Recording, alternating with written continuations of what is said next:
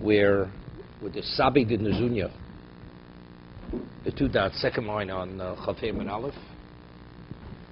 Sabi de Nezunya, Loos Lepirki de Rav Chisda. The sages of Nezunya, the Talmidei Chachomim, they did not go to the lecture of Rav Chisda. Amalei Rav Amnuna Zil Tzaninu. So Rav Chisda, who was the Rebbe of Rav Amnuna, said to him, excommunicate them, put them in Nidui, where Rashi learns. Ozel Obalu.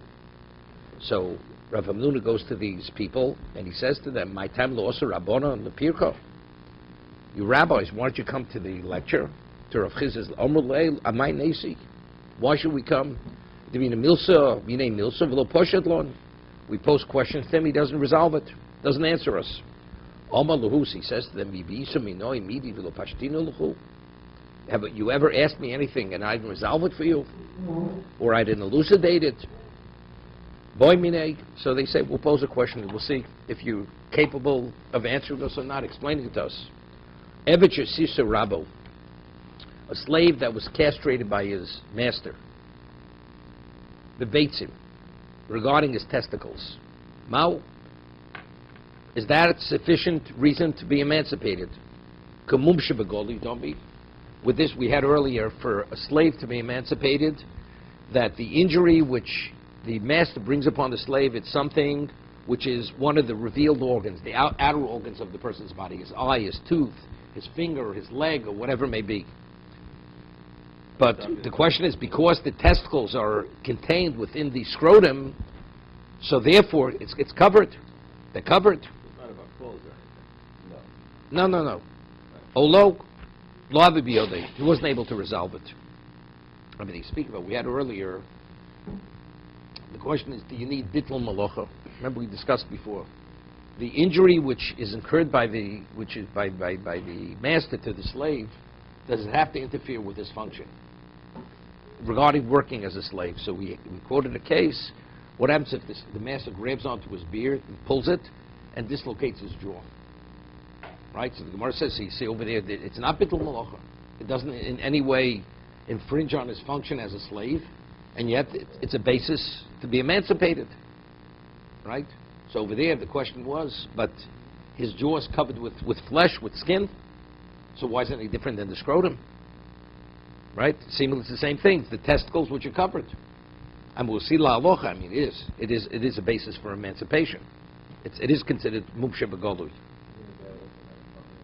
It is, no, it's being about where it's never will heal. The injury. No. Over there, the teeth, he still could chew. We're speaking where he still could chew. We discussed that. Doesn't mean to say eventually the jawbone will deteriorate and actually it'll be detached from his face. Or do we say no? It will become non-functional and it'll be like a permanent injury that his jaw just will droop. He won't be able to have control over his jaw any longer. Okay, we'll see. What does this teach us? What? What does this teach us? This story? No, said he shows. It didn't teach us anything yet. He says, have you ever asked me anything? So he says, okay, we'll pose a question. He wasn't able to respond. Wait, so Amrulo he said to him, Mashmech, what is your name? Amrulo Hamnuna. He says his name's Hamnuna. He didn't say Rabbi Hamnuna. Hamnuna. Amrulo Lav Hamnuna. Lo Hamnuna, Elo Karnuna. Your name should not be Hamnuna, it should be Karnuna. So Rashi explains, we speak about Yoshi Kronos. People sit idly in corners. Meaning what we have to offer is nonsense. Here you're claiming that you're able to elucidate anything, and that's the reason why we should come to the lecture of Rav Chisda. Evidently, you know nothing. You're no different than people sit around whittling away their time with nothing. That's the way Rashi learns. Tosas cites Rabbeinu Hananel. In Aramaic, Nuna is a fish. We know in Hebrew, Hey and Ches are interchangeable. Right? Hey and Ches. So normally it would be read Cham Nuna. He says, you think you're a hot fish? You're a Kar Nuna, you're a cold fish. That's what they said to him. That's Rabbeinu Hananel. Karn Dagshu Kar. Meaning you have nothing to offer. What does it have to do with? No, because he was the Meturgaman. No, said he, we didn't go because Rav Chisda offers nothing to us. As I said, the way the Meforshim learn, whenever we ask him, he says yes or no. It's mutter or osir. But he never explains it. He responds to us like we're Amoratzim. And Amoretz, you don't give reasons to an Amoretz. Because what's the point? You can't process it fully. The Gemara says in Shabbos that they had made a legislative rabbinic law fence, but they didn't explain to the people why the fence was initiated, was enacted. Why? Because if you tell a person, an ordinary person, the reason, so he himself becomes the person who makes the evaluation whether it should apply or not apply. You say something's not permitted, it's not permitted. But if he understands the whys and the nots, so he'll say, well, this situation I think yes, another situation not. As you say, the less a person knows, the better off he is, if he really doesn't know. So he treats us like an Amoritz. He tells us mutter osir. He doesn't give us the inner workings of the halacha for us to understand. So he says, well, if you pose it to me, I'll explain it to you. So what could you explain to me? Explain to me nothing. Ozl kami to Rav Chisda. So Rav Hamnun now comes before Rav Chisda and tells him what they posed, and he wasn't able to respond. Omrli mastisa boiminoch. He says, the question they asked you is a brisa. It's a brisa. This question over here, that if he goes and he castrates the slave, and we'll see in a moment, there's a question with, and regarding the testicles, it's a brisa. It's not. We learned in the Mishnah. This is in regard to the Torah says that when a Kohen pronounces a leper, to be a leper, for instance, let's say it's dark. It's a dark location, and it has to be illuminated. Let's say regarding nigi bayis. Let's say there's some discoloration in a house, and the sunlight doesn't naturally shine on the wall for him to make an evaluation, and he has to illuminate it with a fire, with an artificial light. He cannot pronounce that house as a leper's house, because it says le'eni hakohen. It has to be seen by the eye, naturally by the eye of the Kohen. If you have to have artificial light to illuminate the location, the Kohen cannot pronounce the house as leper's house. Regarding any discoloration, a lesion on the person's body, it has to be lamaria Kohen. The Kohen has to be able to see the lesion all at one time. Let's say a lesion is on, let's say, one's tip of one's finger, the tip of the finger. So the lesion goes to the side, and it has to be a certain size. So to see the full size of the lesion, he cannot see it all at one time. He looks at the tip, then he has to look at the side. So since he doesn't see it all at one time, that lesion cannot be pronounced as a leprous lesion. Because it says le'eni hakohen, or lamaria hakohen. He has to be able to see it all at one time. So there are 24 locations which first become a leper. In betam mishum yichid, certain type of leprosy, certain type of discoloration. Ve'lein roshi etzbos, the tips of the finger. Etzbos yodayim, the tips of the fingers of the hand. V'raglayim, the toes. Roshi is naim, the tip of the ear. Rosh hachotem, the tip of the nose. Roshi agvia, the tip of the male organ. Roshi dadin shebiisha, the nipple of the woman's breast. Rebudom af shebiish, even a man. Question decided, but so that's a Mishnah. But Tani Allah, and we have a brisa regarding this Mishnah. So the Mishnah is speaking about specifically contamination of leprosy. There's a brisa regarding this. V'kulam eved Yosef ben L'cheres. Every one of those 24 locations, if the master should actually bring an injury upon the slave for him to lose any of these locations, it's a basis for emancipation. One second. That's the brisa. Although the Mishnah is speaking about contamination of leprosy, but the brisa says the same thing is true regarding emancipation. Rebbe Omer, and Rebbe says in the brisa, afasirus. It's although castration is not mentioned, but the same thing would be true regarding castration. That if a slave would be castrated by his master, that's a basis for emancipation. So why is it a question? The brisa is not mentioning that. This is the Mishnah is talking about contamination. It's not talking about emancipation. No, but it lists all of the, No, but it's not. including parts That's for contamination for a Kohen to pronounce whether he's a leper or not. So the Bryce says all these 24 also have relevance to emancipating a slave. If the master should bring injury upon the slave, we should lose any one of these parts of the body. And is our testicles mentioned? So the Tanakama doesn't mention. The anonymous opinion doesn't mention the testicles. Rebbe is a Tana. Rebbe says not only those 24, there's a 25th.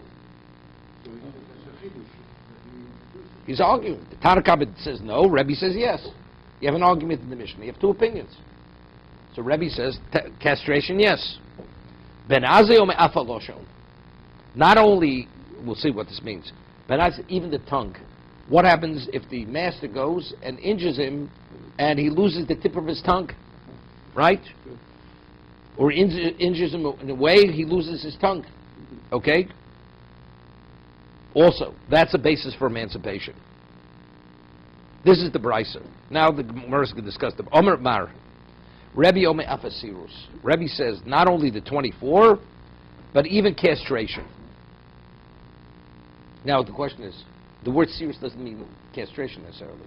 It means removal of the male reproductive organ. It could either be the male organ or it could be the testicles. What's Rebbe speaking about? Is he speaking about the test? So if it's the male organ, that's golui. That's not concealed, right? That's like causing a person to lose the tip of his finger. So that's the Gemara is going to ask. When Rebbe says afa sirus demai, what did he remove of the reproductive organ? Ilay sirus the gid. Did he actually remove the male organ, the penis?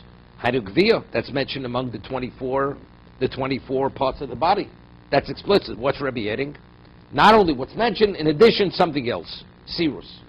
So it's not the Gevia. Elalav, Sirus the Beitzim. So evidently, what does Sirus mean? It means castration regarding the testicles. Okay? Evidently.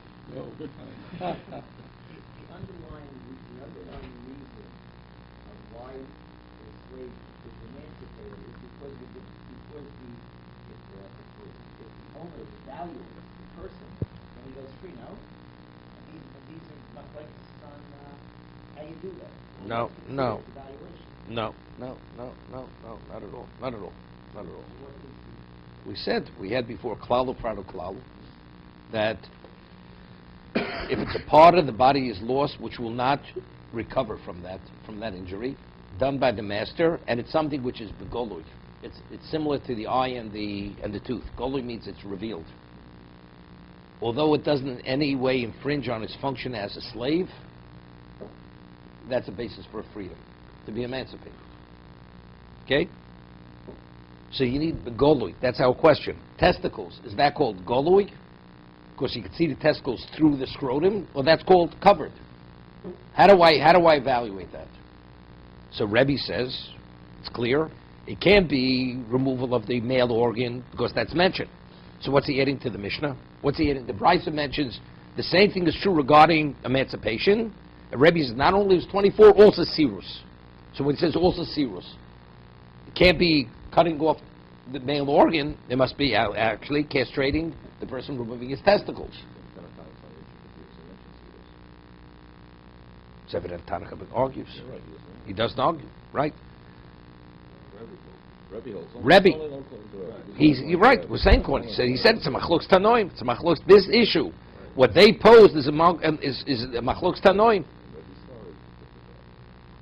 Rebbe Ome Afasirus. Okay? Elav Sirus debate. So Rebbe Ome Afasirus.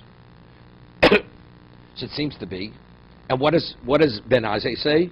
Ben Azai follows Rebbe. Not only castration of the testicles, even the tongue. Because the tongue is not mentioned in the Mishnah. Right? So it seems to be, so if Ben Azai follows Rebbe's position, it seems to be, Rebbe's arguing regarding the tongue, right? Because otherwise Rebbe should say, not only the 24, Sirus, Velosho. Rebbe should say both. What does Rebbe only mention Sirus? Only mention castration? If he injures him way where he causes him to lose his tongue. Uraminu, we learned, in the Brisa, Hari Misho Yemaze, V'nitza Zo Piv. Interesting case. Person comes in contact with the dead. So the Torah says it's not enough to go to the mikveh, that he has to have the water with the ash of the paraduma of the red heifer sprinkled upon him on the third and seventh day. Those are the intervals of sprinkling. How much of the water has to go on the person's body? Just a minuscule amount. Let's say the water, he sprinkled it and it touched his tongue. Didn't touch the outer part of his body. His tongue, so the tongue sometimes is covered. If your mouth is closed, the tongue's in the mouth. Sometimes it's revealed. Does the tongue qualify as a location of the body that if the water comes in contact with it, that purifies the person? That's the question. So we learned, Hare Misha Hoya Maze Vinitza Hazo Al Piv. And some of the droplet of this mixture of the paraduma water comes upon his mouth. Rebbe Omer Hizo. Rebbe says it's valid. It's a valid sprinkling. And this is actually be considered sufficient to be counted as he was sprinkled upon. Chachomim Omer Lo Hizo. Chachomim argue Rebbe. They said Lo Hizo. It's not a valid sprinkling. That's not considered the outer part of his body. Because the tongue, sometimes it's covered, sometimes it's revealed. It's not sufficient. Chomam Lo Hizo. Now the question is, when it says Al Piv, what does it mean? It came upon his mouth. Right? What is your mouth? The mouth could also maybe mean the lips. But it doesn't mean necessarily the tongue. So the lips, you'll say, well, why shouldn't the lips? The lips are always revealed. Right? They're always exposed. The tongue, the times it's covered, sometimes it's revealed. But the lips are always, they're revealed. What does piv mean? It seemingly means the tongue. So Rebbe himself says, regarding the tongue is considered the outer part of the body. That's what's considered a valid sprinkling. So the question is, so why does Rebbe say that, why does he only mention castration? He should mention that if the master caused him to lose his tongue, right, that's also a basis for emancipation. So why is that attributed to Ben Azai? Right? This is Rebbe's position. So Mer says, Lo, Al Tzvosov. The Machlokas, Rebbe and the Chachomim is not the tongue. I'll tell you the tongue is not considered revealed. Because the tongue, very often, is within the mouth. That's a concealed organ. That's not a revealed organ. It's not, right? So it's different than the other locations. No. We asked the question. No, the testicles, because you can see the testicles, even the scrotum, they show through the covering. The tongue, when the mouth is closed, you don't see a tongue. Totally concealed. So Rebbe maybe holds that the tongue itself, if the master causes the slave to lose his tongue, that will not be a basis for emancipation, because it's not a real part of the body. That's not enough. Sometimes it's not enough. It has to be always revealed. The testicles are always revealed. Although they're covered by skin, but they're always revealed. Wow. Everyone says Wait. We'll see in a moment. It's not poshut, not simple. What does it mean? Lo al svosov. Somebody says al svosov pshita. How could you even consider it? That's not bagoli. The lips are always revealed, right? Mer says no. Mal the same or zimnin the cholim sifsei. What happens if a person goes and he closes his mouth tightly? So you could actually draw your lips in, and you close them, you don't see the lips. If you draw them in, you close your mouth. So the lips sometimes also. Is that called revealed or not revealed? I don't understand. That's the fingers. You go like that. You don't see. Yeah, but again, a person... You don't normally put stuff like that just for a moment. You go like this for a moment. A person normally doesn't go like this. A person's hands are normally like this. The person's lips are always exposed. No. I mean, You don't realize when you speak or you have certain facial features, very often the lips are drawn in. They're drawn in. When you hold something, how often do you clench your fist? If you hold something, you see the tips of your fingers, right? You see the tips of the fingers when you hold something. When you grasp something, it's only when you clench your fist you don't see it. So how often do you clench your fist? Unless you're a Kohen, you do kamitza, right? You do kamitza. If you don't do kamitza, and even if you do kamitza, you see the pinky and the thumb you see, right?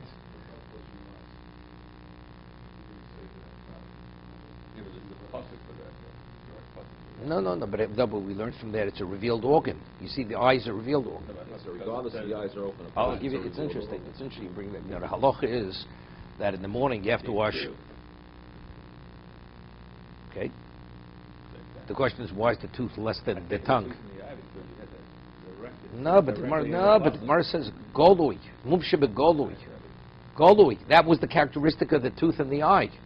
So why is evidently the tooth is more revealed than the tongue? It's more revealed than the tongue. So you say the lips are no worse than the tooth, right? Sure. Right? Your mouth is closed. If you open your mouth to see the teeth, you definitely see the lips. Yeah. You can't have your lips drawn in and show your teeth, right? Okay, well, it's interesting. The halacha is that in the morning we wash negel vasa.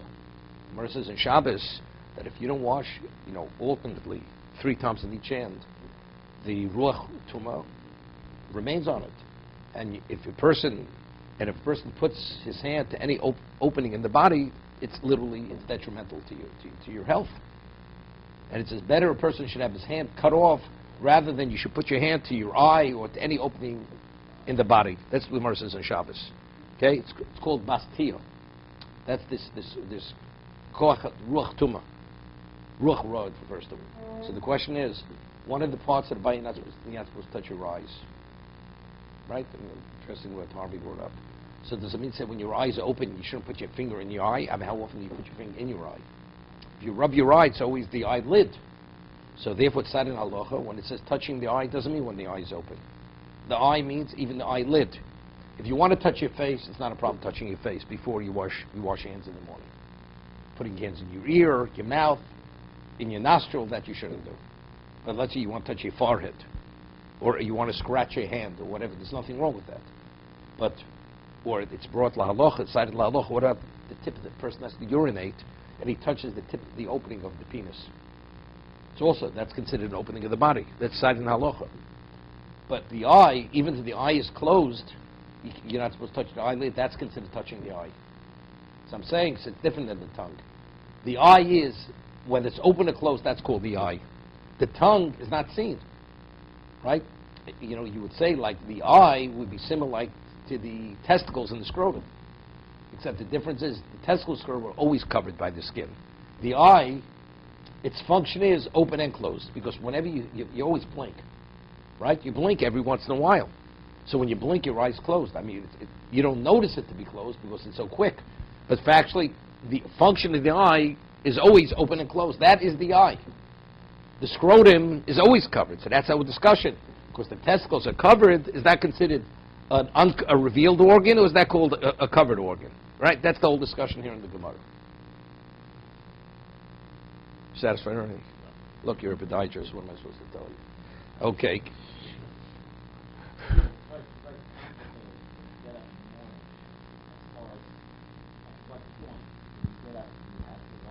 Immediately it's brought la halacha. What are you touching? Once you wash your hands, it's no problem. Once you wash, it's no problem. So you go to the bathroom. The whole idea is... No, you're not listening. You're not listening. When a person, you go into a cemetery, you leave, you're supposed to wash your hands, correct? After you leave the cemetery, do you have to wash your hands again? But what about before you eat? You got to wash again. That's what you're asking me. We're talking about sleep brings about a contamination, which is on your hands. Once you remove it, it's off. You don't have to wash anymore. Now, let's say you're going to go daven. Okay, you want to say a bracha, you wash your hands because you touch part of your body which is unclean. But we're not dealing with a contaminated spirit anymore. A contaminated spirit is only when you sleep. When you awaken, you sleep a half an hour, you should wash your hands. Half an hour. Even if you're going back, it's better to wash. If you can't, it's a question of it. Mishnah Berurah speaks about this broad. Let's say a question you have to restrain yourself. Then you should not. You should person has to, right? You shouldn't restrain yourself. Do whatever you have to. Then you wash your hands afterwards. If you can, it's better to wash your hands first.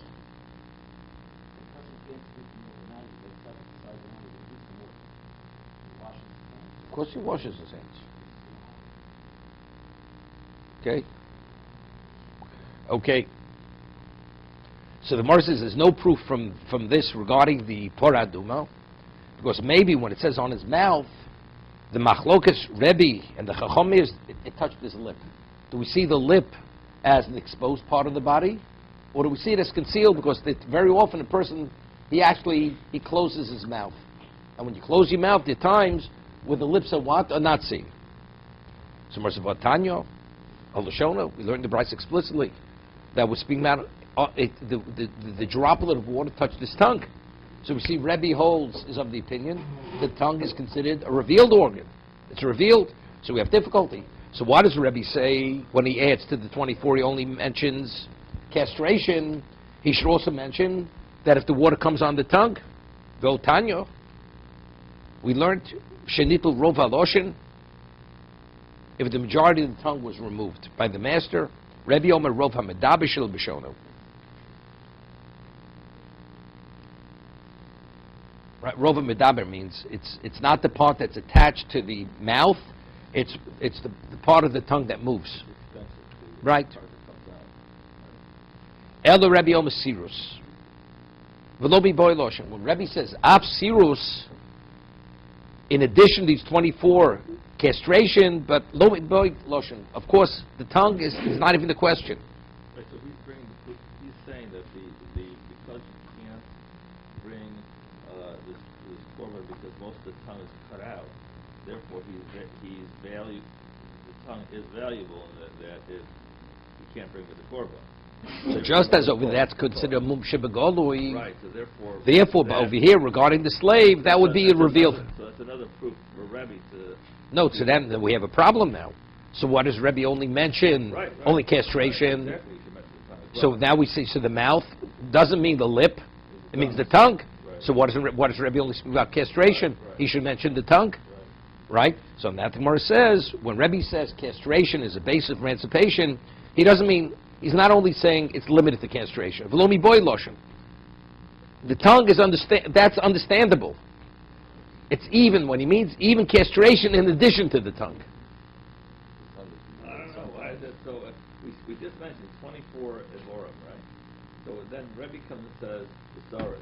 So now it's understandable that it's the tongue as well. Why wouldn't he say the tongue? Well, we'll see in a moment. We'll see in a moment. Well, we've just proven the tongue is considered revealed. I understand, but he said no. We're saying here. Lomi boy loshem. And the Rebbe Omer Sirus. And what does he mean? Sirus. He doesn't have to say more than that. When if testicles are considered a revealed part of the body, then you have to tell me the tongue is. It's understood.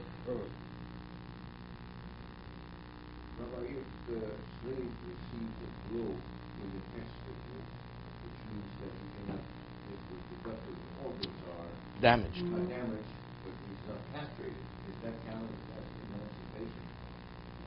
If he's affected, that he cannot, because there's a discussion. We had earlier the Rishon speak about it. A person the master hits the slave on the ear, and the slave can't hear. He's not able to hear, so that's a basis for emancipation. Right. Again, hearing it's not the ear looks like the same. It's not he hit him and he lost the outer part of his ear. Right? He's not able to hear. So, of course, why is that considered the revealed part of the body?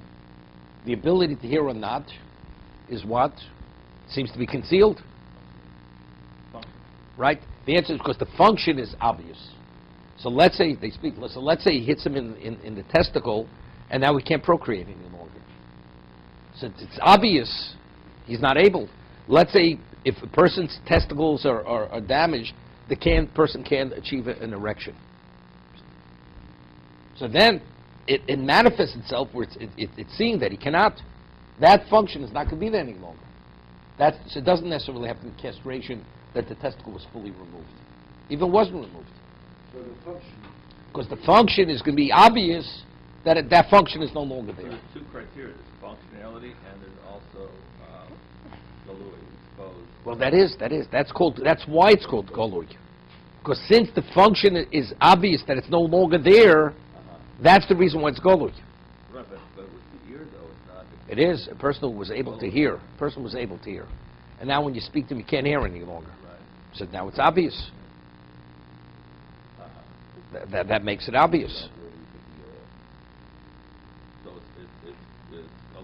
it's Galui. That's Golui. That makes it Golui. He took a year off and he still hears also. That would be like the eye that's blind and you gouge out the eye.